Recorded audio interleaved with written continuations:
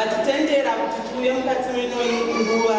Ngatitendei mambo wedu Jesu Kristu muzita nemuropa raJesu. Haleluya. Tinoda kugamuchira baba vedu namama manera nhasi nezvavanotitira mukati meno imba. Mumwe nomwe ane chekupupura mukati meupenyu hwake kuburikidza ivo.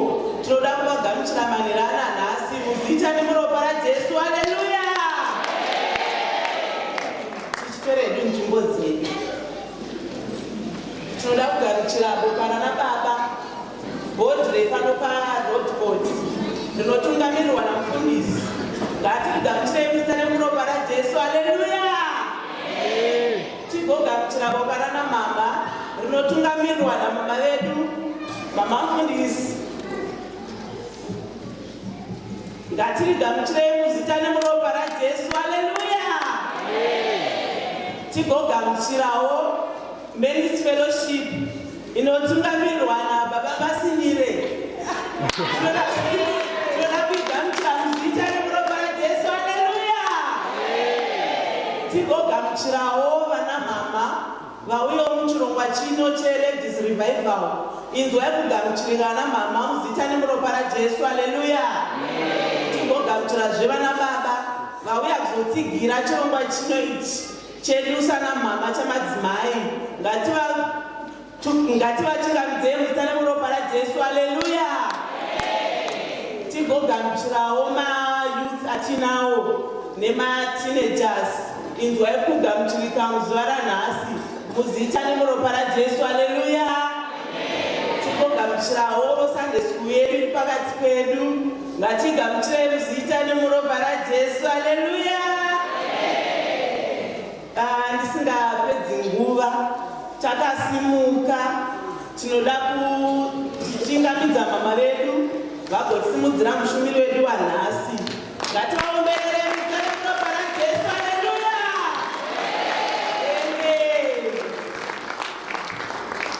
Tifanire nekutenda mai Masimire vanga vachititeera muzita raJesu. Ndikane kuzotenda mai Jimmy Junior vanga vachititungamirira paintercession muzita raJesu. Haleluya. Aiwa manheru ano handidi kutora nguva yemushumiri. Ndoda kungoti takasimuka kudaro tifanire nekugamuchira mama vedu vachida kuzotora nzvimbo ino kuzotishumira manheru anhasi. Tivafanire nekuvaomberera kusvika vasvika nezvino zvakadzidziswa nababa kuti your God can speak, you can also speak. Manheru anhasi tinazvo zvekare zvakagadzirirwa naMwari wemasimba ose. Nguva inodoisira kwamuri mama muzita raJesu. Amen.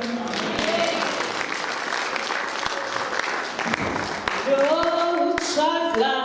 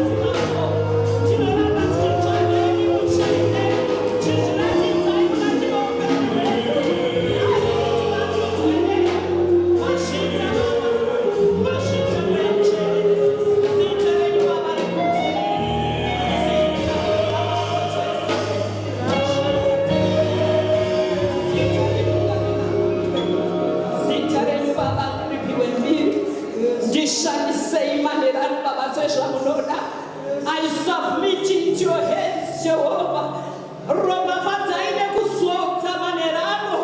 Ndimuridza zvamurikuda kutaurira kuvana venyu. Mugovasimudza muchivaisa pane chimwe chinzvimbo. Revival ino vana venyu vaone kubata kwenyu muzita ramambo Jesu. Haleluya. Titorei nzvimbo dzedu. Manerano regai ndimbotenda Mwari nemukana wandapiwa zvakare kudzoka panzvimbo ino kuzoshumira shoko raMwari. Regai nditende ndimbokwazisa dare rinoshanda naBaba panzvimbo pano paprayer center muzita ramambo Jesu. Haleluya. Ndibva acknowledge presence yekomiti inoshanda naMama muzita ramambo Jesu. Haleluya. Ndibva acknowledge the presence yaBaba namai, the father of the house, the angel of the house. Varikutichengeta tichidya tichiguta. We are very comfortable. Takagara zvakanaka muzita ramambo Jesu. Baba namai munotikunda, munotiitira zvakanaka. Tiri kudzidza zvakawanda panzvimbo ino. Tiri kuona an established church in this place. Hallelujah. Mwari vari kuita mabasa makuru panzvimbo ino. Haleluya. Ari kusara zvako asi Mwari ari kuzviratidza panzvimbo ino. Ari kuita mabasa makuru. Haleluya. Regai ndacknowledge the presence of my friends overseer Charukwa. Ndinovafarira ishamwari yangu muzita ramambo Jesu. Haleluya. Manerano tinaro shoko ragadzirwa naMwari pakati penyu.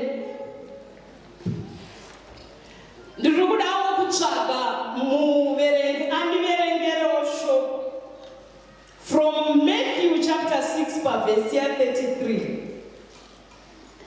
Genesis chapter 12 verse 1 kusvika verse 4. Galatians chapter 4 kubva verse 6 kusvika 7.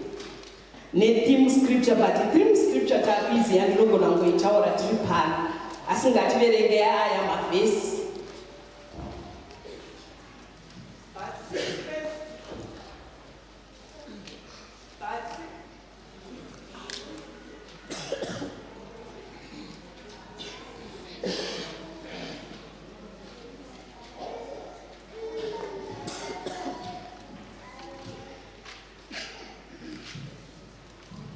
But seek first the kingdom of God and his righteousness, and all these things shall be added to you. Genesis 12, 1 up to 4.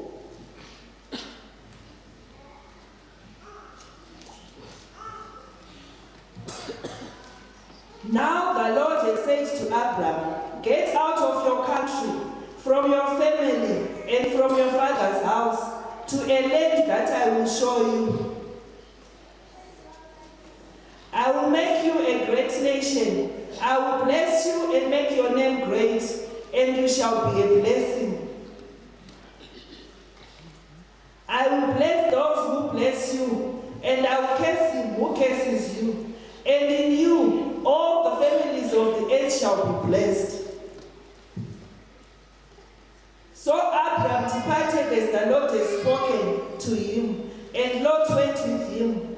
And Abram was 75 years old when he departed from Haran. Galatians chapter 6 verse 6. Chapter 4 verse 6.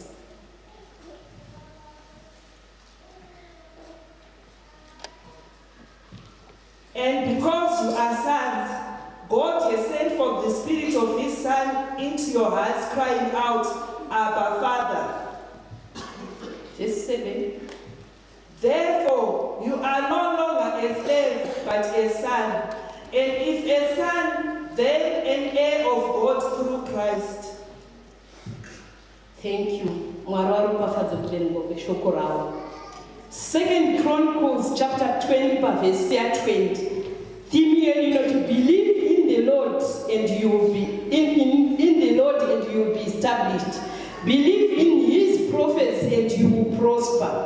Hallelujah.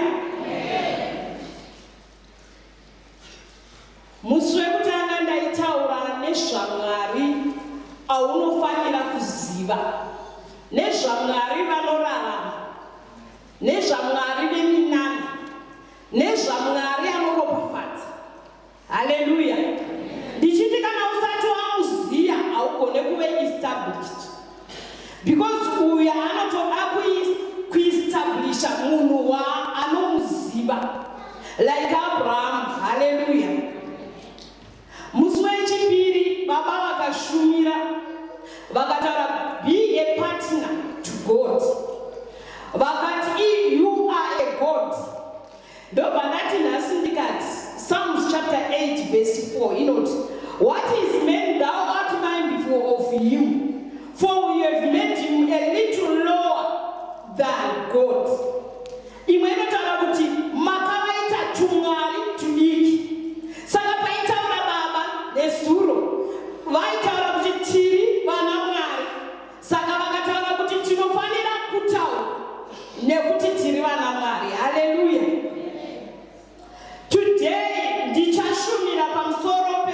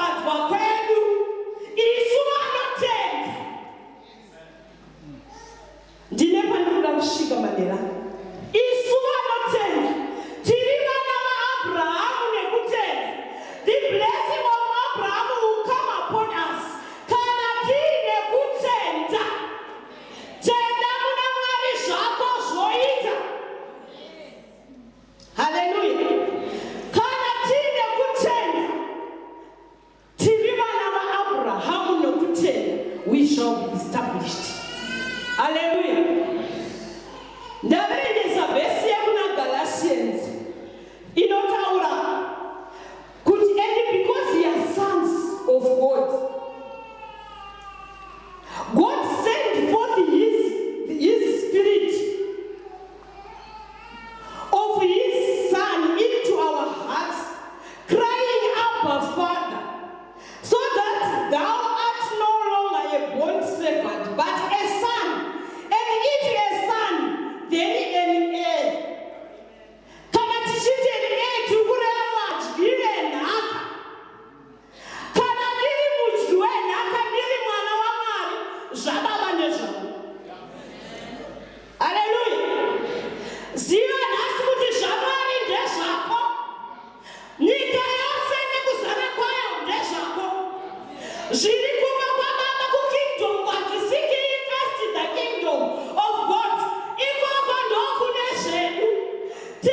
Tikatsvaga Mwari, zvedu tinotora.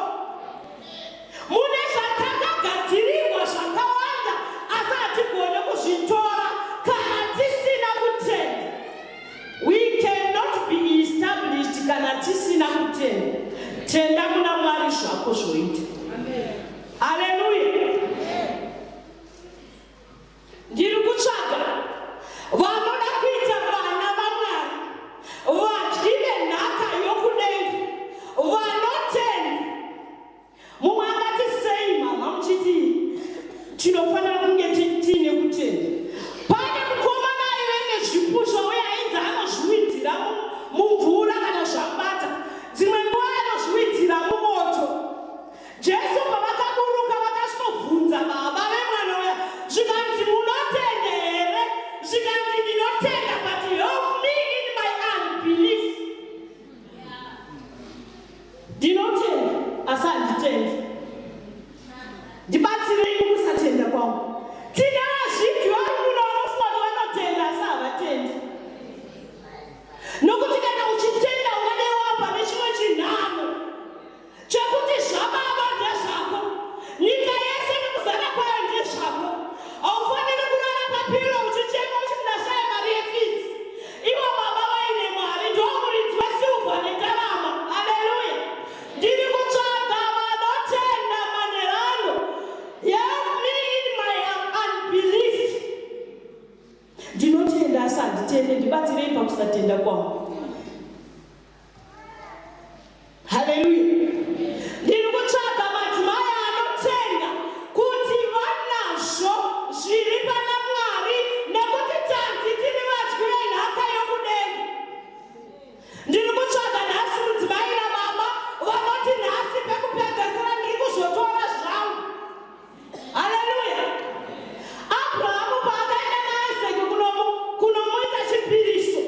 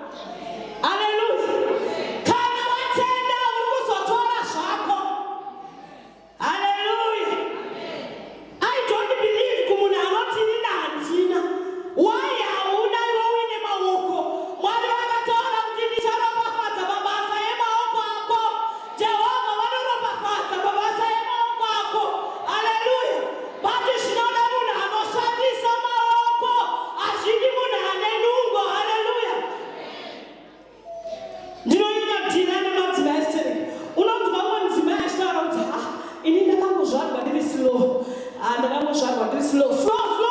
Why can't you change? Tiri kutsvaga madzimai anoshanda, tiri kutsvaga vana baba vanoshanda, kwete vanoda kugara vachingodya vagere vachishandisa maoko ako, nekuti Mwari anoropafadza mabasa emaoko ako.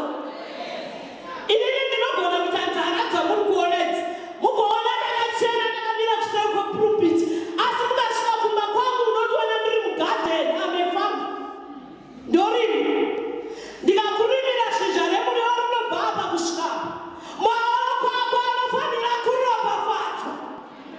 Mwari anoropafadza mabasa emaoko. Mwari akaropafadza mabasa emaoko angu. Ndikarima, I supply vegetables mumasupermarkets. Vana Pick and Pay, vana Bonmash, vana Spar, ndokwandinosupply mavegetables. Asi ukandiona ndakachena unofunga kuti handipinde mugadheni. Asi Mwari anoropafadza mabasa emaoko ako. Chechi ino ngaive nemaoko akaropafadzwa. Simudza maoko ako aropafadzwa naJehovha. Mwari wedu ndiMwari wanogona. Mwari ndiMwari wanoziva. ndiMwari vanoropafadza mabasa emaoko ako.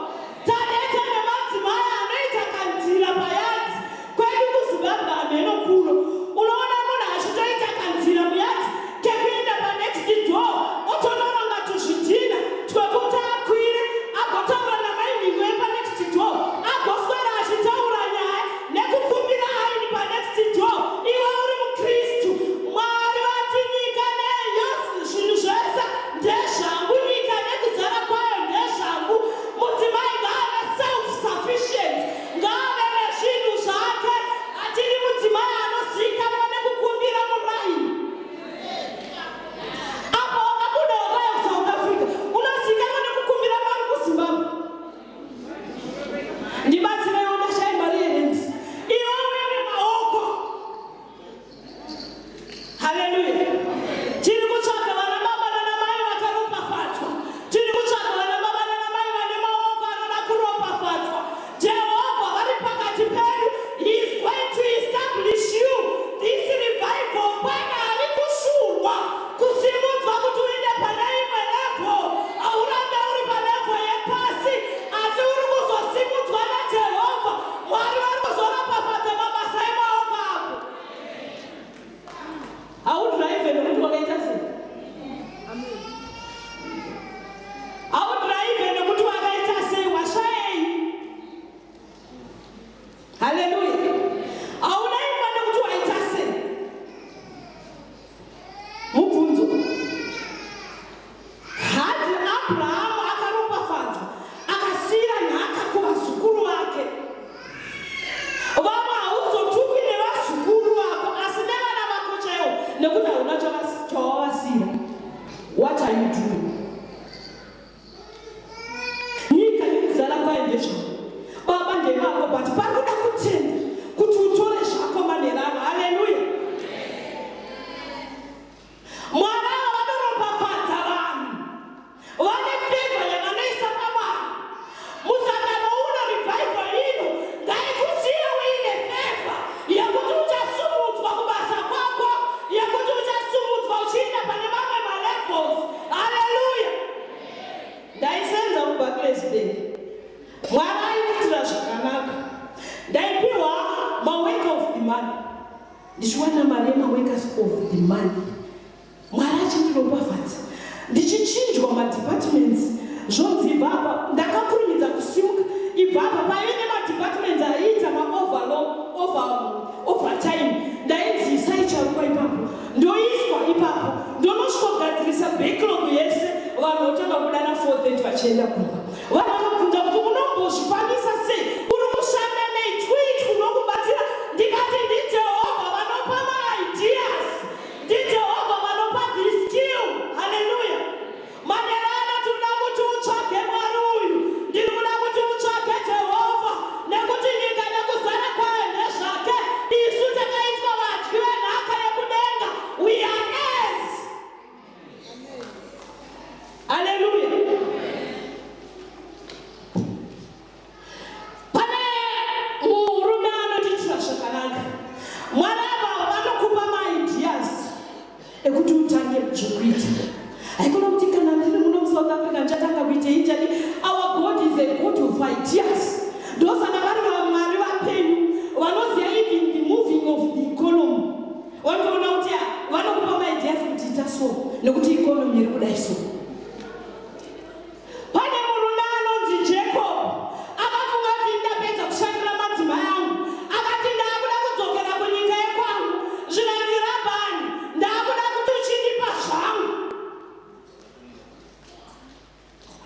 Nobaraba nati saka toita sei. Iye nobati ndinoda kusanangura ndibvise mombe dzine mavara tichidzisawo ndedzeni. Asi dzichaberekwa nemhou idzi dzadzangu. Nobva mukomana arara nobva angopiwa kaidhiya. Nobva aida zvake. Nobva atsvaga kamuti. Nobva akati kwatanuganda. Pamwe posiwa, pamwe pokwataniwa, pamwe posiwa. Chimuti nobva chaita mavara. Nobva aida, nobva anogadzika panonwira mombe. Mombe dzadzakubereka vana vane mavara. Kambani yakapiwa Jacob yekugadzira mombe. Mwari anokupa idea urei. Mwari anokupa dream. Haleluya. Joseph akapiwa dream akavara akanzi akarota achinzi zvisote zvakanga zvakamupfugamira asi iye chake chakanga chakamira. Akapiwa dream. Ukapiwa dream unemo unopinda namo. Dzimwe nguva unotanga kambani asi yombodora. Usatye nekuti Josefa chaiye akambopinzwa mugomba asi akaburitswa. Destiny yako iripo. Kuri kuda kuenda kambani kuriko. But don't hesitate. Don't doubt. Usadhaute Mwari. Mwari vanoita mabasa makuru. Vanazvo zvavakakugadzirira. But pari kuda anopfugama unosvoti Mwari ndipei zvangu. Makandiita mudyi wenhaka yekudenga uye makati tiri musoro hatisi muswe. Shoko raMwari rinotaura kuti ndakura, ndakanga ndiri mudiki asi ndakura. Handisati ndaona vana vaMwari vachitambura uye vachikumbira chinhu. Haleluya. Sangano rino Mwari vane pavanoda kusvitsai. Mwari vanoda kuestablishai. Mwari vanoda kuti muve great. Mwari vanoda kuti musikanwe. Mwari vanoda kuti murespectwe.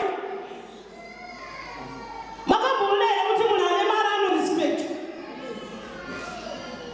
Hakuna anoviga ukoma vasati vauya vane mari. Hakuna anoronga zvinhu mukoma vasati vauya. Chona ari mudiki naasikana aine mari ndiye anosvotonga.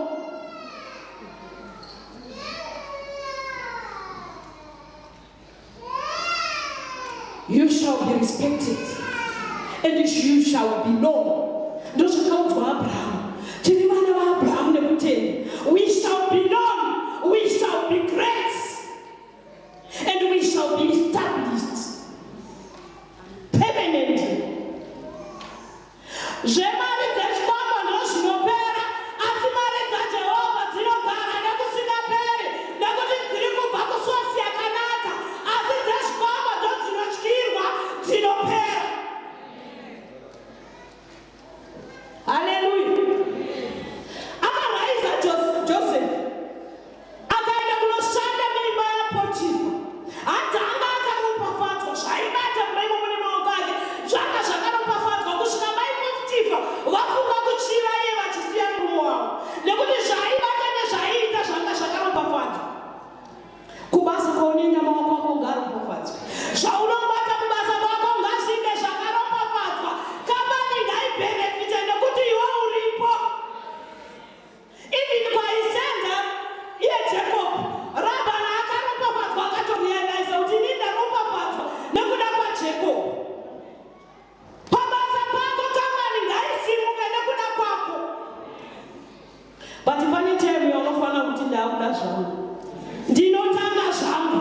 Don't be comfortable pakambani yemumwe. Don't be comfortable pana Rabhani. Tanga zvako. Mwari anoda kuropafadza mabasa emaoko ako. Haleluya. Mwari anoda kuropafadza mabasa emaoko ako manherano.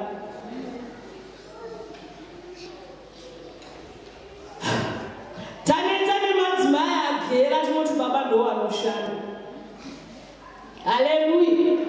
Madzimai hoye. Pane vagere mumba here panapa. Pane vagere mumba here baba vachienda kubasa. Nhasi Mwari ada kuropafadza. Nhasi Mwari ada kusimudza. Aikona kugara uchiti baba vaende kubasa. Mumwe musi uchadatoona woti baba ndiri kuda mari yetona nemascrub nechii zvokugadzirisa kumeso. Baba vanokupindura kuti tinodya tona muno. Tinodya scrub muno.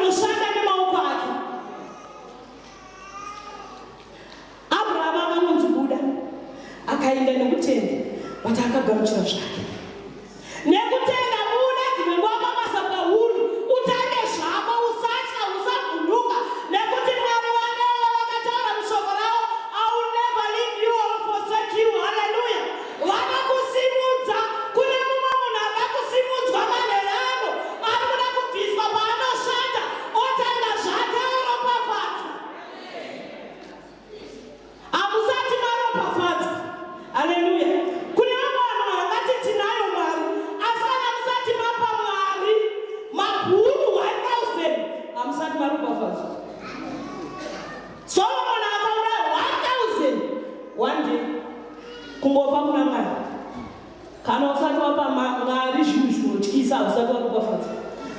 Zvisati zvaoneka nemeso evanhu, zvisati zvanzwikwa nenzeve dzevanhu, neizvo zvisati zvasvika kana pamwoyo yevanhu, ndozvichaitika paRoodport Prayer Center.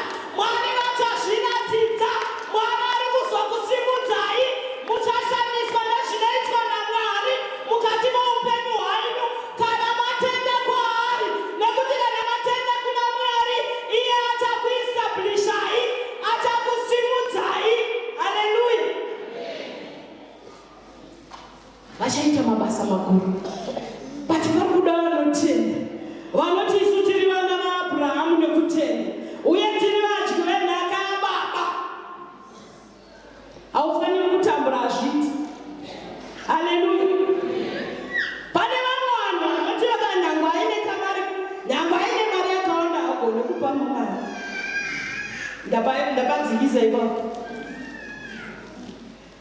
Pane vanonyima nokutozvinyima iye pachake. But kana uchidaro papatso, ndiri kuti dzosera zvawakapiwa naBaba kuimba yaMwari. Haleluya! Mwari ngaakupe meso ekuona zviri kudiwa mumba yaMwari. Ukadaro unoropafadzwamo. Haleluya! Ndaitaura ndichiti ndine mumba mangu ndinomborongedza zvinhu zvetii kubva padhuraba zvikwira pane ketuwa yacho zvese zviri pababa. Munhu akapinda ngaazvidikire, munhu akapinda ngaadye chaanodya, munhu akapinda ngaaite zvaanoda mumba mangu, nekuti hazvipere, nekuda kwekuti Jehovha vanorangarira, nekuda kwekuti tiri vadyi venhaka yekudenga, nekuda kwekuti Mwari ndiJehovha Jaire. Hazvipere, usanyima manherano. Kune vamwe madzimai asingabvise kana masabhusi.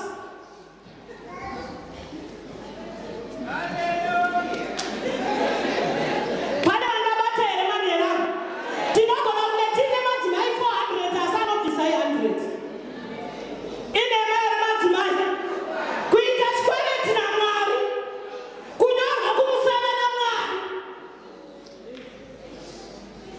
Because Mwari hapana chakavanzika pamberi paMwari. Uri kutofamba musana wakanyorwa une 500 rands dzegore rino dzakanyorwa musana. Mwari vari kuona. Imbofafunga manherana kana usingabvise masabhusi.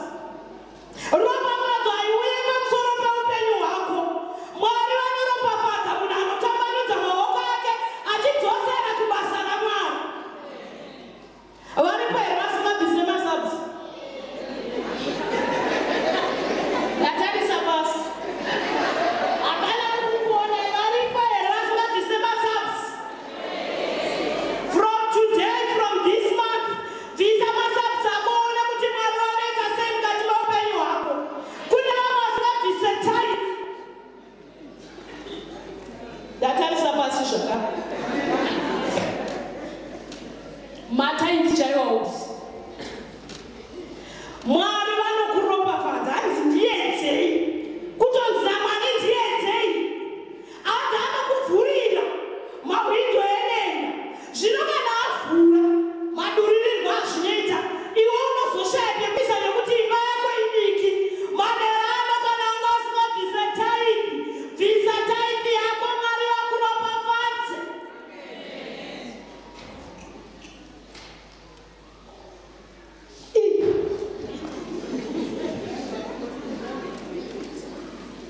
Ndodzokera here baba kuZimbabwe.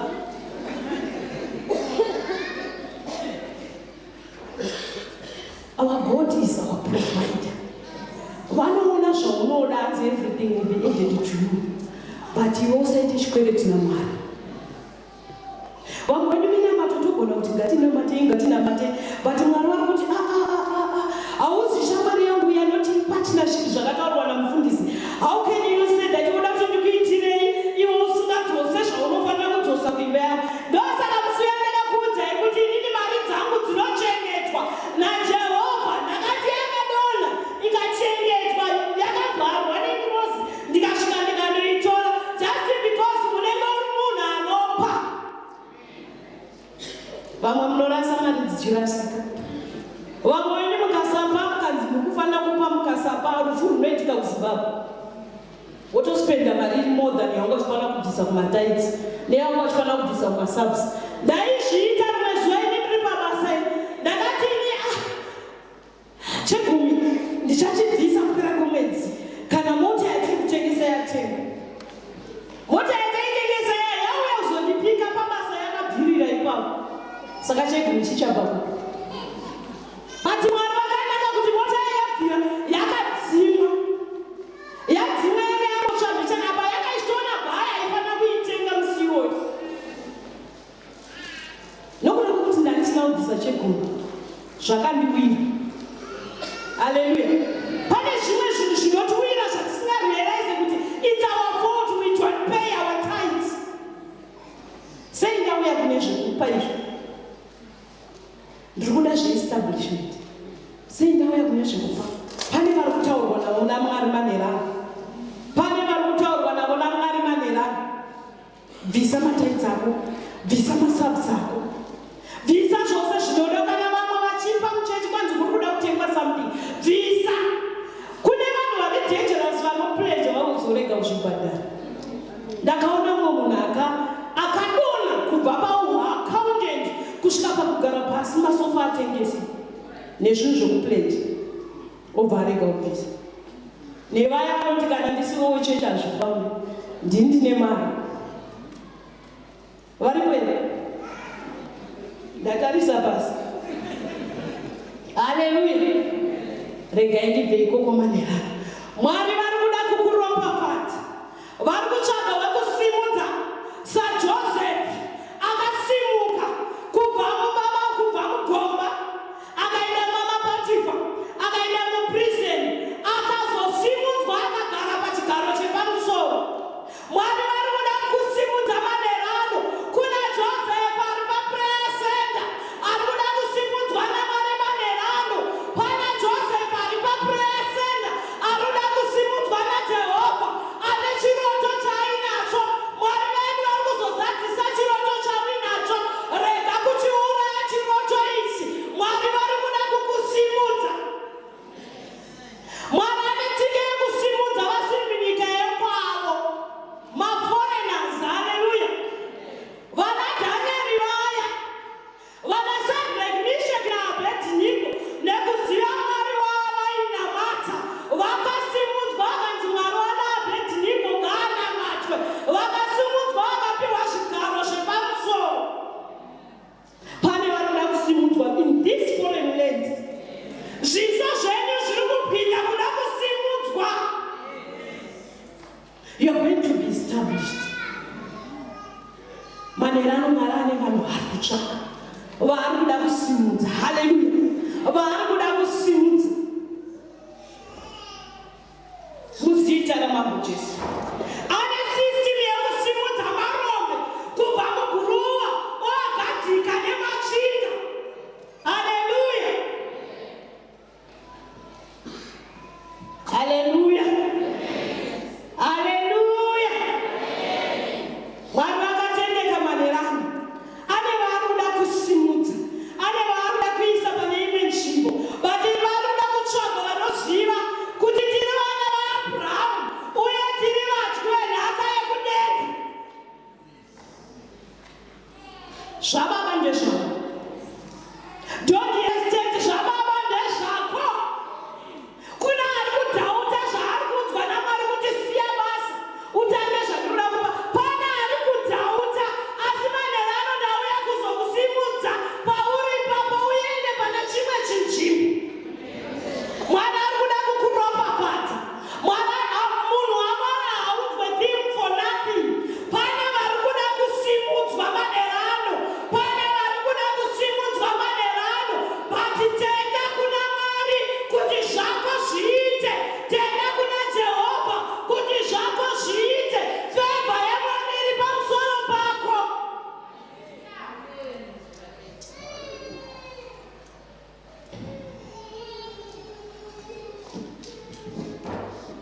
Pane zvinoda kuitwa naMwari pamusoro peupenyu hwako. Mwari vari kuda kukupa honor.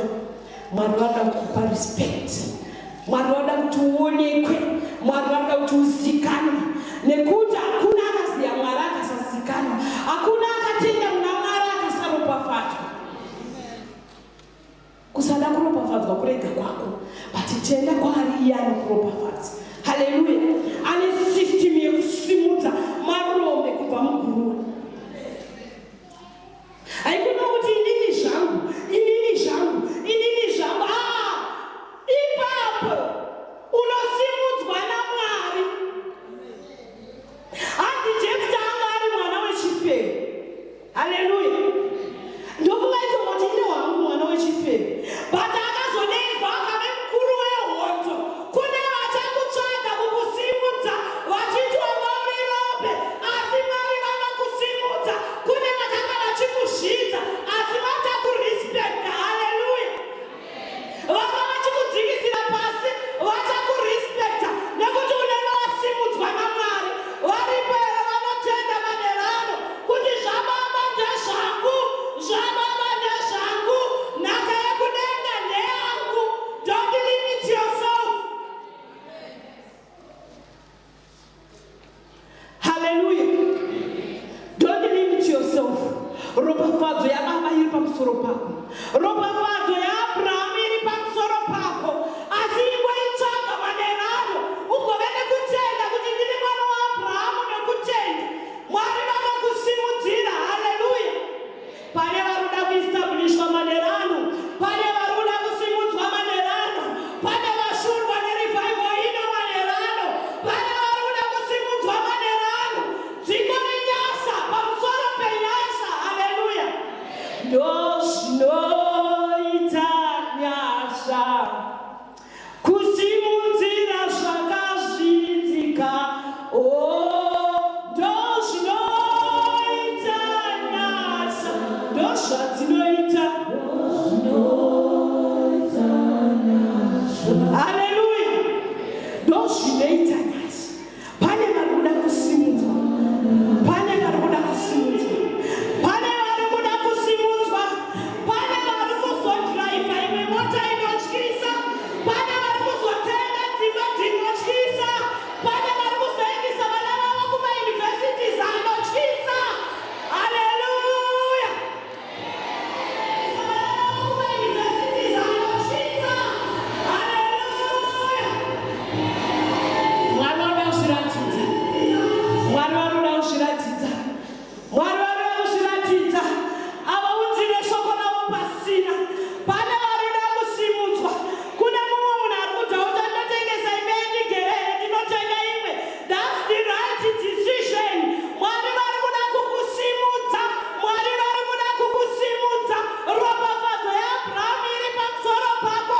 Ndaramba munhu anonzi rope. Ndaramba kuti uri rope wakatengwa neropa raJesu. Ndaramba kuti uri rope uri mwana waAbhurahama. Ndaramba kuti uri rope mangwamanerano nezita raBaba Jesu. Haleluya.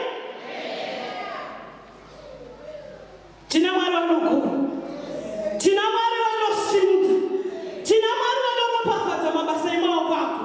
Mwana wangu ari kuyunivhesiti, mari yevafundisi yatinotambira muZimbabwe is so little, but mwana wangu ari kuenda kuyunivhesiti yandinoda private yekuZambia, nekuti Mwari anoropafadza mabasa emaoko ako. Mwari haasi musarudzi wevanhu, haatarise kuti wakaita sei, anongokusimudza kunyange uri mwana wen'anga. Haikona kuzvitarisa. Mwari ari kutsvaga vekusimudza paprayer center manerano. Mwari ari kutsvaga vekusimudza. Mwari ari kutsvaga vekusimudza.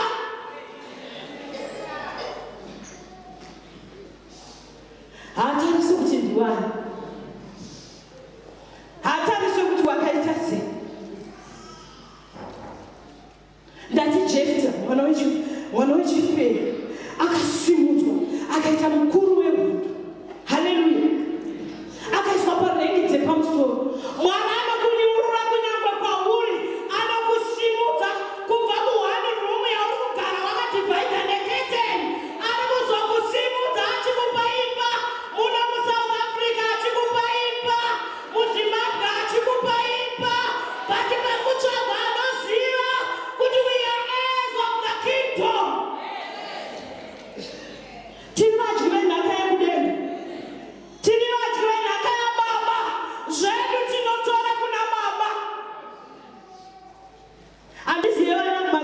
vana vamunanga vandoziva vemamugana vanachatumwa havatauri nekuti baba vanga vainazvo.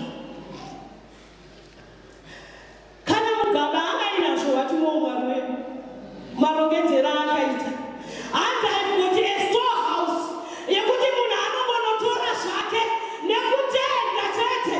Tenda zvako zvoita manerano. Tenda there is a storehouse yewealth yako.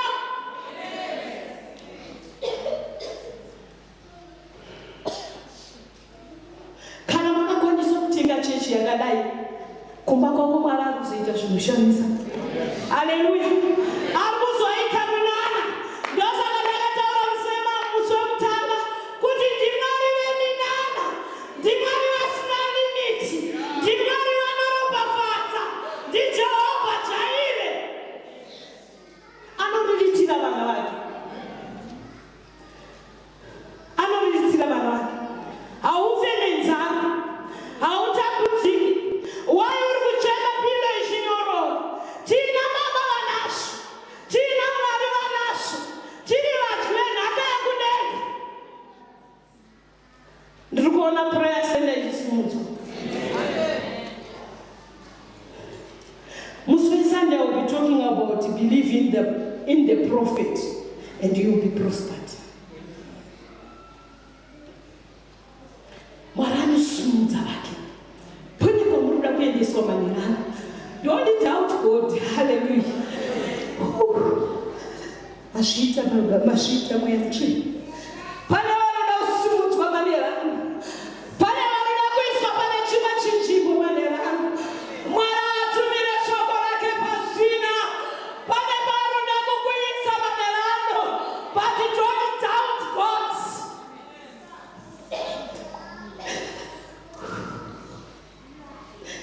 Ane vana kusvitsa manerano. Ziva kuti uri muthu wedenga. Tenda kuna Mwari wako kuti anokuitira. Tenda manerano anokusimudza. Mazviita Jesu. Pane vanoda kusimudzwa manerano nezita raJesu. Ndozvinoita nhasi kusimudzira zvakasvidzwa. Wosimudzwa wodya nemachinda. Vana Josefu vakafunga kuti taparara. Paakakandwa mukomba akafunga kuti zvaparara ipapo. Asi Mwari anasimudza. Mwari kana ine plani yake ane kwaari kukusvitsa manerano. Ane plani pamusoro peupenyu hwako.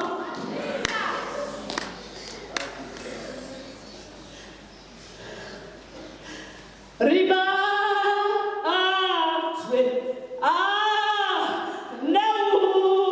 neusvene Baba.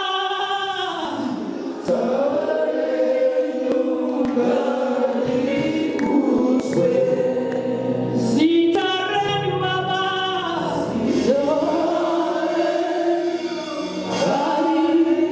Oh, Panika. Panika.